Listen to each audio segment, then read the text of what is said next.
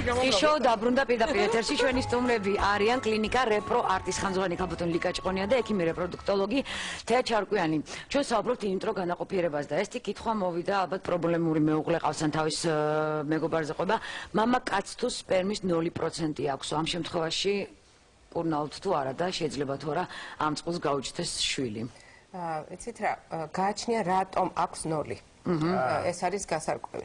არსებობს დიაგნოზები, რა დროსაც ჩვენ ვაკეთებთ ოპერაციებს, ვიღებთ სათესლე ჯირკვლიდან ან დანამატიდან სპერმას და ძალიან ბევრი ბავშვი ყავს ასე გაჩენილი. დანამატიდან რაც დანამატის ეს მაინტერესებს სწორედ. დანამატის არსებობს. დიდი მისი ქვია, ნაწილი არის ერთ-ერთი მამაკაცის სასქესო პროდუქციული სისტემის. რამდენი ხანია რაც არსებობთ, თქვენ არსებობთ? ეს კლინიკა ახალია, მესამე თვე არის. ჩვენ მანამდე ვმუშაობდით იუნონას მაგრამ გამოცდილება ძალიან დიდი გვაქვს. მე მაგალითად 94 წლიდან ვმუშაობ ინვიტრო განაყოფიერებაში. და ბავშვი როგორია ბავშვებს რამდენი ბავშვი გაგიჩნდა ბავშვი ბევრი ყავს ძალიან. ეს თამარა ბევრი ბავშვი. დაახლოებით 100-500 რა. 500 ალბათ. და რა მაგარია. ახლა მთელი საქართველო უყურებს ამ შემთხვევაში ბათუმში ხო არ გაქვთ ფილიალიო, მე მგონი დროა თბილისში ჩამოვბრძანდეთ ხო პრობლემა თუ აქვთ. ჩამოვბრძანდნენ და შეიძლება შემდეგში გავაკეთოთ კიდევაც. აბარა.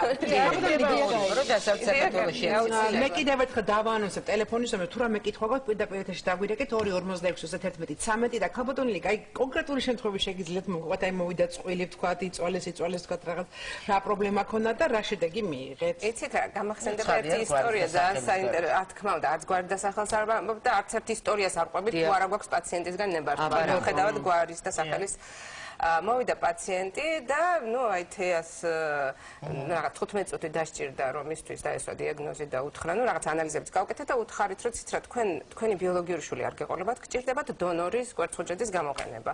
დავკარგეთ შემდეგ ეს პაციენტი 1-3-4 თვე არ გამოჩენილა და მე მოვიდა და რა მაგრები არიან ეს მეზობელი ქვეყნის რეპროდუქტოლოგები და რა იყო თქო. აი ჩავედიო მიკეთეს ყოველდღე ნემსები, ყოველდღე დავდიოდი ეხოს მიკეთებდნენო და მე შეწყვიტეს პროცესიო. მე კიდე ესევე დაიწყესო და მე ორი პროცესის მე მითხრეს რომ იცი თქვენ დონორის კვერცხუჯედი გჭირდებათო და კი მაგრამ რამდენი გადაიხადე ამის გასაგებად და $10,000. ოღონდ ისინი ძალიან მაგრები არიან და ძალიან მაგრებია. რაც შეეხება დონორის სპერმას. აი დონორის სპერმა თუ არ თქვენთან ბანკში. საქართველოში არ არსებობს დონორის სპერმის ბანკი, ეს არის საკმაოდ რთული. მას, იცით რა არის, 6 თვე უნდა იყოს სპერმა გაყინული, უნდა ჩაუტარდეს მამაკაცს ძალიან დიდი რაოდენობის ანალიზები, შემდეგ 6 თვეს უნდა იყოს გაყინული, შემდეგ თავიდან უნდა ისეთი ძვირი იქნება, რომ ჩვენ ვერ გავსდეთ პატარა ქვეყანა, მაგრამ არ არის ამ გავაკეთეთ ჩვენი ჩვენ გვაქვს კავშირი, არის ესეთი დანიური სპერმის ბანკი, რომელიც მუშაობს მთელს მსოფლიოში, იქ არის აღრიცხვიანობა, ყოველი 3 ორსულობის შემდეგ ის სპერმა არ გამოიგზავნება საქართველოში და არის კავკასიური რასა და პაციენტის შეუძლია არჩიოს ის დანიელები გავამრავლოთ? იცით არ არის აუცილებელი იყოს დანიელი, შეიძლება ქართველიც იყოს იქ მამაკაცი, რომელმაც ჩააბარა. იცით რა მაინტერესებს, როგორ უნდა ავარჩიოთ თქვა ბანკში წერია, თქვათ ზარიანი. ბანკო. ალო გისმენთ თქვენ ეთერში ხართ? გამარჯობათ. შეკითხვა მაქვს. Ცუდად ისმის, ყველათ ისმის თქვენი ხმა რა შეასაქმე. ტელევიზორს მოშორდით ცოტა. ტანჯა ექიმებმა. აი ხა კაია. ხო და 3 მოშლა მქონდა. პირველ აქცეს რომ იყო რაღაც ვირუსები, მე APS-ი, მაღალი, ბოლო ექიმა კიდევ ასთა, ისევ მოშლის მიზეზი და ეხლა მე მაინტერესებს შეკითხვა. მეუღლეს აღმოაჩნდა ანტიფერიის ინსტიტუტი იყო. და ყოფილიყო ისევ მოშლის მიზეზი და რადიოაქტიული იოდის მეტაკაცინებია ჩიყვის. და რა არის გამოსავალი? ჩიყვის სიმსივნე? ხო. ანუ თქვენ გაქვთ დადგენილი ჩიყვის სიმსივნე და რადიოაქტიურ თერაპიას გადიხართ. იოდით თერაპიას, კარგით. იოდოთერაპია არის ესა რა ქვია, ანუ თქვა ქიმიოთერაპია. ხო. ეხლა ფარისებრი ჯირკვის პრობლემები ზოგადად არის მიზეზი ხშირი მოშლილობების. მაგრამ რთულ გარკვევა უნდა, ანუ გამოსასვლელია პაციენტ ჩამოსასვლელია და სრული გამოკვლევა, იგივე გენეტიკური გამოკვლევაც იქნება საჭირო. კეთდება თქვენთან კეთდება გენეტიკური გამოკვლევა, ანუ კარიოტიპირება და დადგენა იმისა, ხომ არ არის რაიმე პრობლემა ქრომოსომულ დონეზე, ეს ერთი აუცილებლად. გასაკეთებელი იქნება ასევე სისხლის პათოლოგია, ანუ ხომ არ არის რაიმე ან კოაგულოპათია, ან ჰიპერკოაგულაცია, რომელიც ადრეულ ეტაპებზე იწვევს ხშირ მოშლილობებს. ეს ABS-ი არ არის, ალბათ ADS-ი, ადენოგენიტალური სინდრომი, ეს ჰიპერანდროგენიის ტიპით მიმდინარე არის და ჯობია რომ თქვენთან მოვიდეს კლინიკაში ეს პაციენტი. მოდი კიდევ ერთხელ მისამართით. ან ტელეფონის ნომერი დავაანონსოთ თქვენი. რა ნომერია თქვენი ტელეფონის ნომერი რომ დაგირეკოს სამქალბატონმა? მე ახაც დავდებ ჩვენთან Facebook-ზე. 2551599. და მისამართით კიდევ ერთხელ? თარხნიშვილის 17. თარხნიშვილის 17. იცით რა მაინტერესებს თქვენ გამოგზავნით ფოტოები, ან მოტანილი გაქვთ ფოტოები წყვილის, რომელიც არ არიან ქართველები და რაღაცა ძალიან კარგი ისტორია შეიძლება გვიამბოთ მათზე? კი, როგორ არა. ძალიან ბევრი უცხოელი პაციენტი ჩამოდის ჩვენთან, ესენი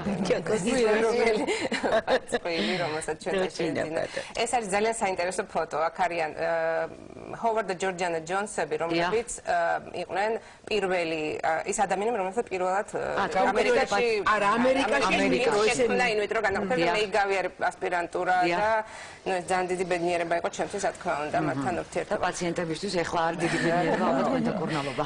და ყავს საინტერესო ისტორიები არის უცხოელი პაციენტების, რა თქმა უნდა, ჩამოდიან, რაღაც ამერიკელი პაციენტებიც ყავდა ბევრი. რატო ჩამოდიან ჩვენთან? იცით რა არის, თქვათ ევროპიდან ჩამოდიან, იმიტომ რომ კანონმდებლობა არის ჩვენთან უფრო მორგებული იმ პრობლემებთან, რომელიც თქვათ აქვს ქალს, რომელსაც საშვილოსნოს, მის თავის საშვილოსნოს ვერ იყენებს რაიმე მიზეზის გამო. დაავადება არის აქ მნიშვნელობაში, რა თქმა უნდა, და არა ის რომ თქვათ მას არ უნდა რომ ატაროს სორსულობა, არა, აუცილებლად დაავადება უნდა იყოს.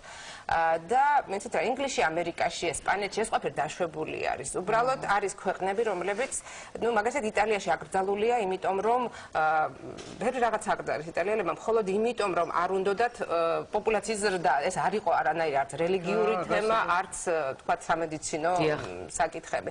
ამიტომ ჩამოდიან ჩვენი ევროპელი პაციენტები სწორედ ამის გამო. ამერიკელები ალბათ თანხის გამო. თანხის გამო, ძალიან ძლიერი ამერიკაში. ხალხა, თუ გაქვთ თქვენ სუროგატის მომსახურებაც? კი, როგორ არა. ყავთ სუროგატი? კიდე ზარი? იცით რა, ჩვენ თანამშრომლობთ სუროგაციულ ცენტრებთან. ოდიში ამაზე არ დაგავდეთ. ალო, გისმენთ ეთერში ხართ? ანუ გამარჯობა. გამარჯობათ. კითხვა მაქვს ასეთი ქალბატონებთან, ორი გადაურთულობის ფონდზე. თუ შეიძლება რომ დავფეხმძიმდე? ორი გარეორსულობის ფონზე თუ შეიძლება რომ დავფეხმძიმდე? კითხვას როს მაყურებელი?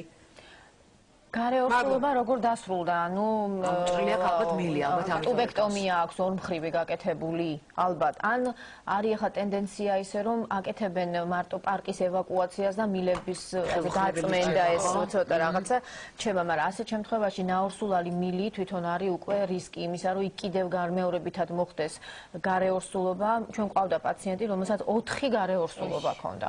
ერთხელ შენარჩუნებული, რა თქმა უნდა, ხა მილი 2-ია და 4 გარეორსულობა, ანუ ერთხელ გაკეთდა, გაწმენდა, მე ამოიღეს ასე შემდეგ. აბსოლუტურად ეს არის ჩვენება, მილების არარსებობა, არის პირდაპირი ჩვენება ინვიტრო განაყოფიერების. ინვიტრო ასე რომ ინვიტრო გადაარჩინოს ეს ქალბატონი. ხო, ოღონდ მილები არ ვიცი და აქვს მას აღარ დააკონკრეტა. მოკლედ დარეკეთ ტელეფონის ნომერზე 515-909. და სუროგატზე ვსაუბრობ, ანუ თქვენ გაქვთ კონტაქტი სუროგატის ცენტრთან და ურჩევთ, იმიტომ რომ ძალიან ესეთი თემა არის ცოტა. ძალიან პოპულარული თემაა. ძალიან პოპულარული და ძალიან რთული თემაც არის, იმიტომ რომ ესეთია ცოტა. იცით რა არის, ცოტა გულდაწყვეტილი ვარ, ზოგიერთი გეტყვით რა ნიუანსები არ მომწონს, რაც ამ პროცესთან ახლავს, იმიტომ რომ ეს არის ისეთ ფაქის თემასთან, შვილოსნობასთან დაკავშირებული. ქალი, მე მგონი არანაირად არ არის, მას ყოველთვის უნდა გქონდეს შანსი რომ ყავდეს შვილი. რამდენადაც შეგვიძლია მას გვერდში უნდა დაუდგეთ და მივეხმაროთ რომ მან იყოლიოს მისი შვილი თუ მას ამის სურვილი და შესაძლებლობა აქვს. და მე ვფიქრობ რომ სუროგაციაც არის ერთ-ერთი ის თემა, რომელიც მე მგონი ასევე ფრთხილად და სათუთად უნდა მივიღოთ სულ ყველამ. იცით რა, ახლა კიდე გვისვას კითხვას ჩვენი მაყურებელი, მაგრამ მე მგონი ამ კითხვას თქვენ პასუხი გაეცით. შეიძლება გაიყინოს კვერცხუჯით და 2-3 წლის შემდეგ გამოვიყენოთ. მე დავსვი პირველი კითხვა. ალო, გისმენთ ეთერში ხართ? აჯა? გამარჯობათ. გამარჯობა, პირდაპირ ეთერში გახლავართ, ხო? დიახ. ისიც რა მაინტერესებს, ან წება ახლობელმა გაიკეთა ანალიზი და დაუდგინდა აზოსპერმია. დიახ, და ანუ ამის შემდეგ, თუ შემდეგ გაიკეთა, ექიმმა უთხრა, უნდა გაიკეთებინა, სათესლე კვერცხის ოპერაცია. ოპერაციის შემდეგ 3 თვის მერე მივიდა ანალიზზე და ანუ შედეგი ისე არაფერი არ იყო. და თუ შეიძლება რაღაცა იცი, რომ ანუ in vitro-ს გარეშე რომ მოხდეს მორსულობა. აზოოსპერმია ეს არის ის პრობლემა, როდესაც სპერმა კი გამოიყოფა ეაკულატში, მაგრამ არ არის იმ სპერმაში სპერმატოზოიდები. ანუ აზოოსპერმიის არის სეკრეტორული აზოოსპერმია და არის ობსტრუქციული. ანუ თუ კი ქალის კვერცხსავალი მილი 12 სანტიმეტრია, მამაკაცის სპერმის გამომტანი სადინარი 3 მეტრამდეა და არის უწვრილესი. ანუ მან თუ სადმე შეხორცებითი პროცესი წავიდა, ის უკვე სპერმატოზოიდი გარეთ აღარ გამოდის. ანუ ასეთ შემთხვევაში თუ დადგინდება, რომ არის ობსტრუქციული აზოოსპერმია, ძალიან მარტივად ელემენტარულად პუნქციის გზით შეიძლება სპერმის მიღება და ის მხოლოდ და მხოლოდ გამოდგება in vitro განაყოფიერებისთვის. ასევე შეიძლება სათესლედან ავიღოთ, ისიც შეიძლება ობსტრუქციულიც იყოს და შეიძლება სეკრეტორული აზოოსპერმია. ანუ ყველა შემთხვევაში უნებრივად, როდესაც ეაკულატში არის სპერმატოზოიდები. იმ შემთხვევაში შეიძლება მაშასა დარეკე ტელეფონის ნომერზე 515-99 და მოუყევით თქვენი ამბავი კონსულტაცია. ხო არის სატელეფონო შესაძლებელი? შესაძლებელია სატელეფონო კონსულტაცია და ასე პირველი კონსულტაცია ჩვენთან არის უფასო. შეგიძლიათ მობრძანდეთ და მიიღოთ რჩევებით და ძალიან კიდე რაც წერენ შენი ძალიან ბევრი კითხვა არის და მე ხა წავიკითხავ და ნუ თითქმის ერთ და იგივე კითხვებს წერენ და შევეცდები რომ საშუალოდ მისამართი Facebook-ზე დევს ანუ მე მაყურებელს ვეუბნები თავის იმითი და მაგალითები აინტერესებს ხალხს რომ უფრო მეტი ალბათ ნდობა და სრული გაუჩნდეთ რომ მათი ყოლიან შედადებით მაგალითები რა თქმა უნდა. კი ბატონო, რა ვიცი, ძალიან ბევრი გვაქვს ესეთი მაგალითები, ყავს პაციენტები, რომლებიც იყვნენ თქვა ისრაელში, რამოდენიმე ჯერ გაიქცა, რომ ძალიან პოპულარულია. საქართველოს იცით რა, მე ესე მგონია, რომ ქართველ ექიმებს მიუწოდებათ უბრალოდ ხელი და კონტაქტი აქვთ ებრაელ ექიმებთან და იმიტომ უშვებენ მათ იქ, თორე ისრაელის in vitro არაფრით განსაკუთრებული არ არის და ჩვეულებრივი არის. ცუდი კი არ არის, ჩვეულებრივი არის. აი ლაბორატორიის ხარისხი თქვა ისრაელში და საქართველოში. მე გეტყვით რომ ჩემთან ბევრად უკეთესი ლაბორატორია არის, იმიტომ რომ მე მინახავს ისინი როგორ მუშაობენ და ამერიკაში მათ ალბათ არ მიაკარებდნენ საერთოდ არაფერს. აბა ყველანი აქედან ეს ვარ.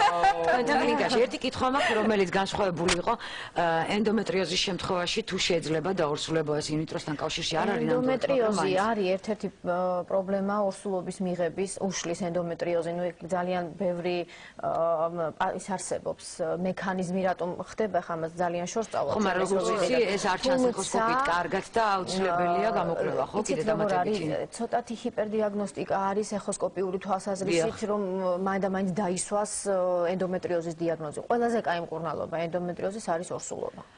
ეხლა იქ ენდომეტრიალური კისტაც თუ ძალიან დიდი არ არის, შეიძლება კონსერვატიულად უმკურნალო იმ კისტას ისე რომ ზედმეტად ალო, მაპატიეთ, ალო, გამარჯობა თქვენ ეთერში ხართ. გამარჯობათ, მოგესალმებით ყველას. ესა ექიმებთან მაქვს შეკითხვა თუ შეიძლება. გისმენთ? პირველი ორსულობა სიტყვას მომეშალა მუცელი და მითხეს ყვითელი სხეულების მკვეთრი ნაკლებობა. აღმოჩნდა აგრეთვე რომ უნაგირა საშულოსნო მაქვს და მითხეს რომ 5 თვეზე არის რისკი მუცლის მოშლის და მაინტერესებს რამდენად სერიოზულია ეს რისკი და საერთოდ რამდენად საშიშია უნაგირა საშულოსნო და რაიმე პრობლემა თუ მექნება ამასთან დაკავშირებით. მადლობა.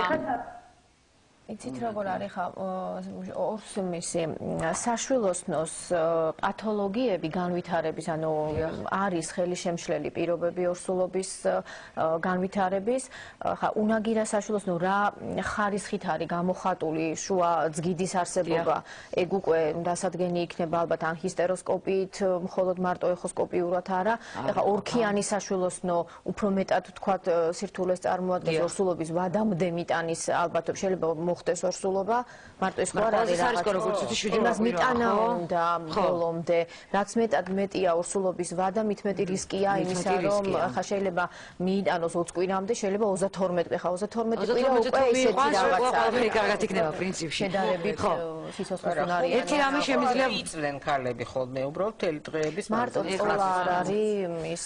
ნუ მოკლედ თავარი ის არის, რომ უკვე საქართველოში გაიხსნა უნიკალური კლინიკა, რომ საზღვარგარეთ წასვლა აღარ გვინდა, აღარც კიევში, აღარც ისრაელში რუსეთში, აღარ საფრანგეთში და აღარ ფასი ბევრად იაფია პირველ რიგში ვიდრე სადღაც სხვაგან შორს. კაი დანიულის ფერმები ყოფილაო, ქერათმიანი ცისფერთვალება ბიჭების არა მარტო. და პირველ რიგში კარგი დიაგნოსტიკა, რაც ალბათ საწყისია იმისა, რომ თქვენ გახდეთ დედა და მამა. პირველ რიგში. აბა და კვერცხუჯადის გაყინვაც შეიძლება, რომ წლების მერე თუ გამოიყენებთ. ია, აბა როდის ყინავს? ჩვენ გესტუმრებით თქვენ. კარგი, თქვენ კი კიდევ ერთხელ გაგიმეორებთ 2.51.59.09. ან პირდაპირ მიბრძანდით არხნიშვილის 17 ნომერში. კლინიკას ქვია Repro Art. დიდი მადლობა მომბრძანებისთვის და ბევრ ჯანმრთელ პაციენტს გირჩევთ. დიდი მადლობა. გაგემრავლებინოთ ქართველი ერი. რეკლამის შემდეგ ჩვენ ცეკვავე ვარსკვლავების წყვილების წარდგენას განვაგრძობთ. ამ პრეტენდენტებს არ ვიცი. აი ვნახოთ ვინ იქნება.